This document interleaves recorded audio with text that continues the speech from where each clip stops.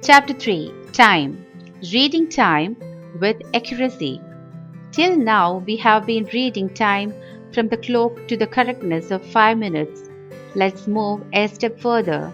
Let's read time to the exact minute. When the minute hand moves from one number on the clock to the next one, 5 minutes have passed. When the minute hand completes one full circle, 1 hour has passed. We always multiply the major numbers like 12, 1, 2, 3, etc. with 5 to get time.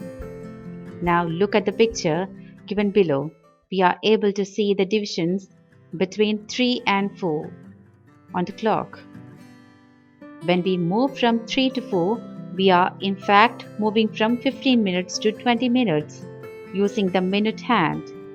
Within the scale of 3 to 4, there are 4 small lines. When the minute hand reaches 3, it has completed 15 minutes. When it moves to the first small divisions line between 3 and 4, it has completed 16 minutes, and so on. In this figure, the minute hand is on 18, so we can understand that the time is 18 minutes past the hour. Using AM and PM, a day has 24 hours.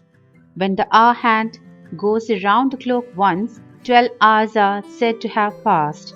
Hence, if the hour hand goes around the clock twice, we state that the day has been completed. Now, look at the following clocks. The clock cannot tell us whether we are talking about morning or evening. We have to mention the time on the day as well. 6:30 a.m. morning, 6:30 p.m. evening. When the clock is at 12, that is, when both of its hands are at 12 exactly, and it is daytime, we state that it is 12 noon. When the clock is at 12, that is, when both of its hands are at 12 exactly and it is night time, we state that it is 0 hours in the morning. In fact, every day starts at 0 hours in the morning. Remember the following: AM for time after 12 midnight and before noon. PM for time after 12 noon and before 12 midnight. AM stands for anti-meridian. PM stands for post-meridian. Time calculations. Calculating minutes and hours duration, we can easily find out how much time has passed from one time value to another. Time always moves ahead. It never comes back. The later time is always ahead than previous time on the timeline. Let's do some calculations. Sunita goes to buy milk at 8:45 a.m. She comes home at 9:18 a.m. How much time does she spend on this activity? Sunita spends 15 plus 18 is equal to 33 minutes on the activity of buying milk. Rajesh goes to play table tennis with his friends at 7:37 p.m. He comes home at 8:52 p.m. How much time does he spend on table tennis? Rajesh plays tennis for 1 hour and 15 minutes. A team of climbers went up a hillock. The team started at 10:30 a.m. It returned to its base at 5:20 p.m. How much time did it spend on the adventure? The team of climbers spent 30 minutes plus 6 hours plus 20 minutes is equal to 6 hours and 50 minutes on the adventure. Finding out finishing time. If we know the time of starting an activity and duration of the activity, we can find out when that activity would be completed. Let's study a few examples. Anita started working on her math sums at 5:25 p.m. She completed her work in 45 minutes. When did she complete her work? 5:25 plus 45 minutes is equal to 5:25 plus 35 minutes plus 10 minutes. 5:25 plus 35 minutes is equal to 6 p.m. 6 p.m. plus 10 minutes is equal to 6:10 p.m. Answer. Anita completed her math sums at 6:10 p.m. The Taj Express left New Delhi at 11:45 a.m. It reached Agra in 2 hours 30 minutes. When did it reach Agra? 11:45 a.m. plus 2 hours is equal to 1:45 p.m. 1:45 p.m. plus 30 minutes is equal to 1:45 plus 15 minutes plus 15 minutes is equal to 2 p.m. plus 15 minutes is equal to 2:15 p.m. Answer. The train reached Agra at 2:15 p.m. Calculating days. While calculating days, we have to include the last day in the calculations.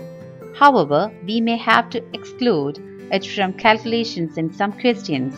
Let's study a few examples.